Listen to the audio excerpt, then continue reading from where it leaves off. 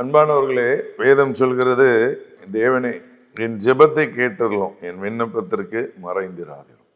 இங்க தாவீது ராஜா ஜெபிக்கிறார், என் ஜெபத்தை கேட்டருளுங்க ஆண்டவரேன்னு சொல்லி ஜெபம் பண்றார். நம்ம நிறைய ஜெபிக்கிறோம், இந்த ஜெபத்தை ஆண்டவர் கேட்டிருக்காரா? ஆண்டவரே என் ஜெபத்தை கேளுங்க ஆண்டவரே அப்படின்னு சொல்லி என்னைக்காவது ஜெபிச்சிருக்குமா?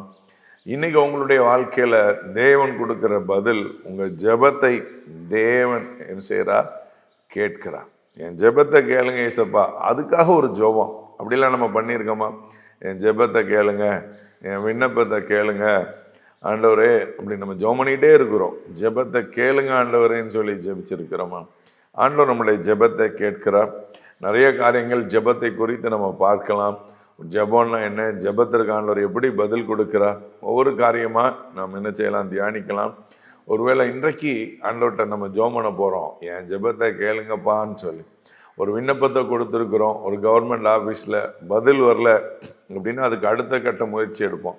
அது மாதிரி ஜெபிக்கிறீங்க, பதில் வரல, அடுத்த முயற்சி எடுக்கணும்.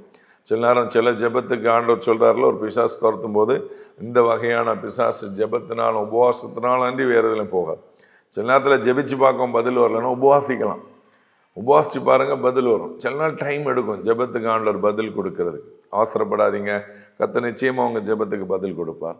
உங்களுக்காக ஜெபிக்கிறேன். தகப்பனே, இந்த செய்தியை கேட்ட பிள்ளைங்களுடைய வாழ்க்கையில் அவங்க ஜெபங்களுக்கு பதில் கொடுங்க, சீக்கிரத்தில் கொடுங்க, நாமத்தை மகிமைப்படுத்துங்க, பெரிய காரியங்களை செய்யுங்க. இயேசு இரட்சகர் மூலம் வேண்டுகிறோம் பிதாவே, ஆமென்.